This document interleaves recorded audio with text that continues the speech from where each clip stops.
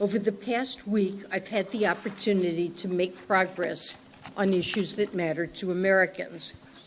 I've had productive, direct, and extensive meetings over 4 days in Guangzhou and Beijing with China's economic leadership, including Premier Li, Vice Premier He, Governor Pan, and Finance Minister Lan.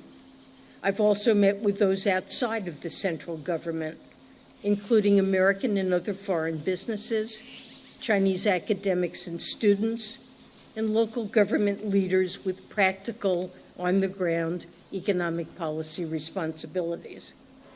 Let me outline 3 areas where we've made significant progress this week. First, Vice Premier He and I agreed to launch intensive exchanges on balanced growth in the domestic and global economies. This represents an important part of my effort to advocate for American workers and businesses and gain a better understanding of certain PRC macroeconomic policies. At the same time, I expressed concern to senior Chinese officials that there are features of the Chinese economy that have growing negative spillovers on the U.S. and the globe.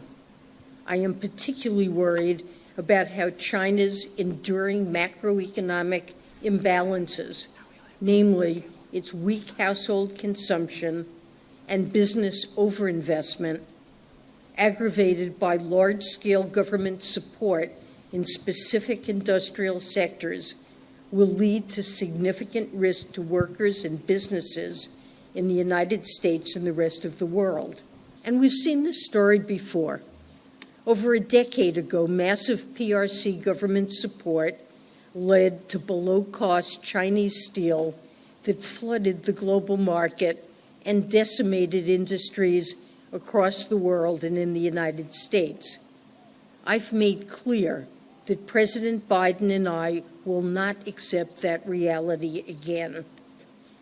Importantly, we have and will continue to emphasize that our concern about overcapacity is not animated by anti-China sentiment or a desire to decouple. Rather, it's driven by a desire to prevent global economic dislocation and move toward a healthy economic relationship with China. Second, I was pleased to announce that we're expanding cooperation with China in our shared work against illicit finance. From now on, a new joint Treasury PBOC cooperation and exchange on anti-money laundering, established during this trip, will enable our countries to share best practices and information to clamp down on loopholes in our respective financial systems. I've asked my team to begin these meetings very soon, and we look forward to reporting on our progress. Third, we're announcing that we will continue a series of financial technical exchanges between the United States and China. Just like military leaders need a hotline in a crisis, American and Chinese financial regulators must be able to communicate to prevent financial stresses from turning into crises with tremendous ramifications for our citizens and the international community. Over the past few months, we've hosted several exercises with China, including on how we would coordinate if there were to be a failure of a large bank in either of our countries. I'm pleased that we will hold upcoming exchanges on operational resilience in the financial sector and on financial stability implications from the insurance sector's exposure to climate risks. I was able to learn more about how the Chinese government views their current economic and financial situation and the steps that they have and are contemplating taking. These exchanges help inform our government's own economic decision-making. We also had difficult conversations about national security.